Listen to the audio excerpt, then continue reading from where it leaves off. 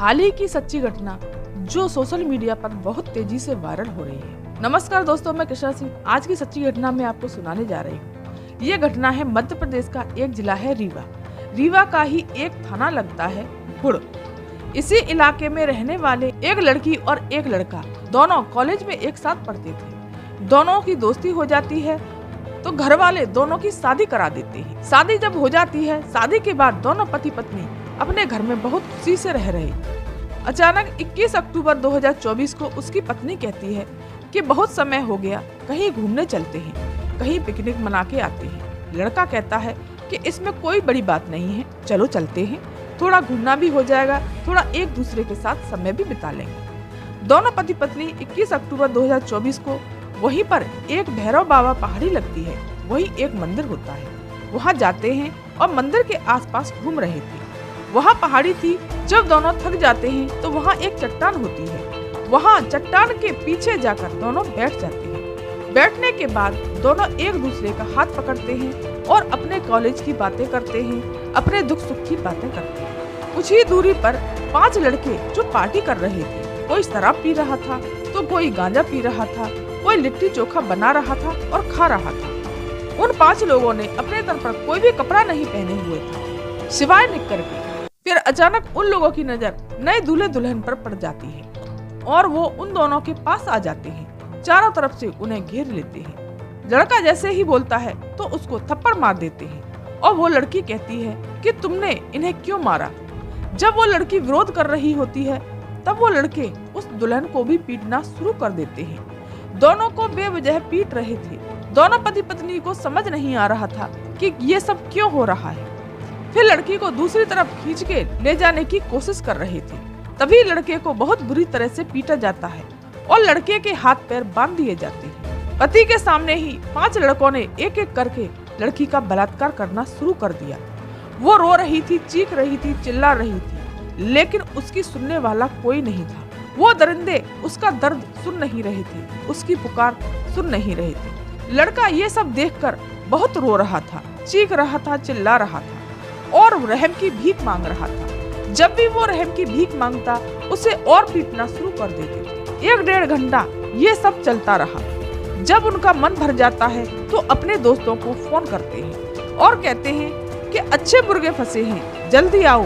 बताया जाता है कि उनके 3 साथी और वहां पहुंच जाते हैं। सिलसिला चल ही रहा था कि किसी तरकीब से मौका पाकर लड़का और लड़की वहां से भाग जाते हैं। जब वो वहां से भाग रहे थे तो उनमें से एक लड़का कहता है, जा कहाँ रहे हो तुम दोनों, किसी के भी पास चले जाना, चाहे पुलिस के पास जाना, चाहे डीएम के पास, चाहे कलेक्टर के पास, कोई भी हमारा कुछ भी नहीं बिगाड़ पाएगा। ये पहली बार नहीं है, इससे पहले भी हमने कितनी बार किया है। लड़का और लड़की बहुत डर जाते हैं क्योंकि दिन में जो भी कुछ हुआ था वो बहुत भयानक था। दोनों का दिमाग एकदम सुन्न पड़ गया था। वो घर की तरफ कदम नहीं बढ़ा पा रहे थे, लेकिन किसी तरह से घर पहुंच जाते हैं। लड़का एक कोने में जाकर रोने लगता है और वो सोचता है कि आखिर मैं करूं तो क्या करूं। उधर लड़की की आंखों से आंसू रुक नहीं रहे थे। जब परिवार वालों को चिंता होने लगी तो वो बहुत दुखी हो जाते हैं। लड़की बार बार बेहोश हो रही थी। तब परिवार वालों ने लड़की से पूछा कि आखिरकार तुम क्यों रो रही हो और बार बार क्यों बेहोश हो रही हो, क्या बात है। सास ने पूछा, ननद ने पूछा, जेठानी ने, सबने पूछा। एक एक करके हर घर के सदस्य पूछ रहे थे। फिर उसको पुचकार कर पूछने लगे। जब लड़की ने चुप्पी तोड़ी तो अपने साथ हुई घटना को बताया और घर वालों के पैरों तले जमीन खिसक जाती है। परिवार के लोग सोचने पर मजबूर हो जाते हैं कि आखिरकार करें तो क्या करें। तभी लड़की से लड़का कहता है कि तुम्हें परेशान होने की जरूरत नहीं है।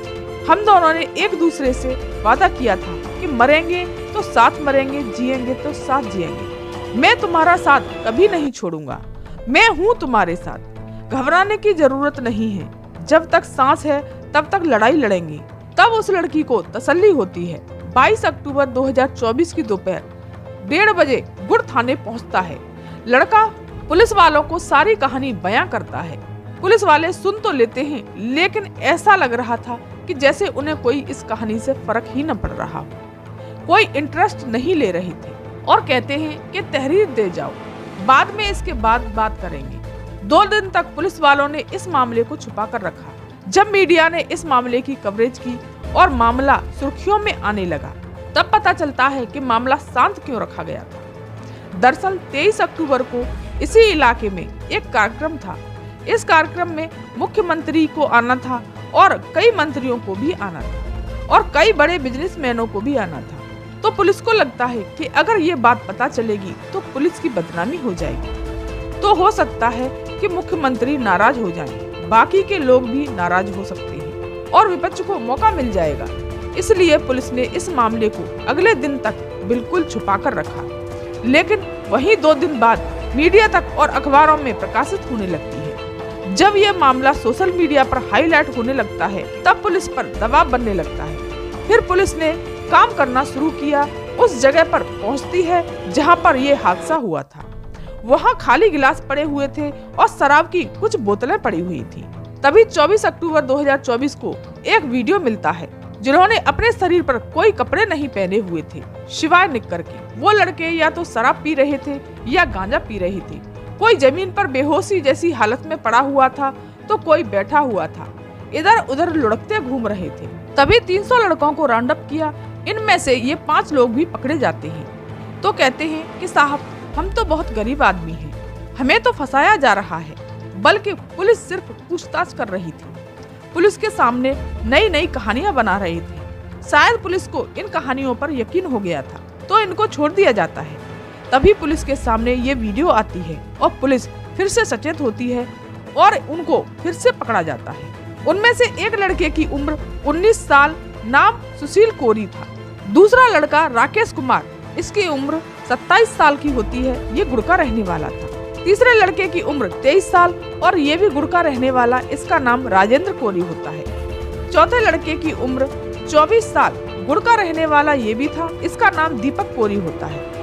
पांचवें लड़के की उम्र 26 साल थी और ये गढ़ी का रहने वाला था, इसका नाम गरुण कोरी होता है। 28 साल का एक लड़का गुड़ का रहने वाला, इसका नाम किशन कोरी और एक गुड़ का ही रहने वाला रजनीश कोरी। 8 के 8 अपराधी पकड़े जाते हैं। पुलिस उनसे सख्ती से पूछताछ करती है, तब वो अपना कबूलनामा भी कर लेते हैं। वहीं पता चला कि लवकुश कोरी, राजेंद्र कोरी और दीपक कोरी, इन्होंने सिर्फ सहयोग किया था, बाकी सभी ने बलात्कार किया था।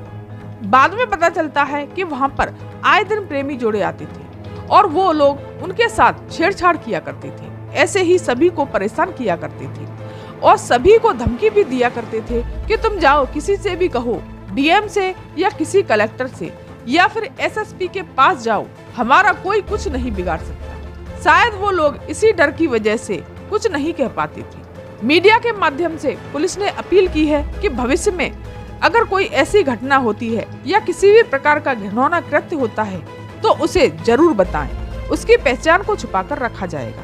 जब भी घटना सोशल मीडिया पर वायरल होती है, तब बड़ी संख्या में लोग सड़कों पर उतर आते हैं और लोगों के अंदर बड़ा ही गुस्सा होता है। सभी लोग कहते हैं कि इन दुष्कर्मियों को फांसी की सजा मिलनी चाहिए। कुछ लोग तो कहते हैं उसके पति का सैल्यूट है कि उसने अपनी पत्नी का साथ दिया और कहा कि जब तक जिएंगे साथ रहेंगे। इस घटना के बाद आईजी महेंद्र सिंह सिकरवार कहते हैं 15 से 20 दिन में चालान को पेश कर दिया जाएगा, फास्ट ट्रैक कोर्ट में भेज दिया जाएगा, ताकि कम से कम समय में अपराधियों को कड़ी से कड़ी सजा मिल सके और समाज में ये संदेशा मिले कि बुरे काम करने वालों का बुरा ही नतीजा होता है। तो दोस्तों, ये थी सच्ची घटना आज की, जो कि सोशल मीडिया पर बहुत तेजी से वायरल हो रही है। मेरा कहानी सुनाने का उद्देश्य किसी का दिल दुखाना या किसी को चोट पहुंचाना नहीं था, बल्कि जागरूक करना था। धन्यवाद।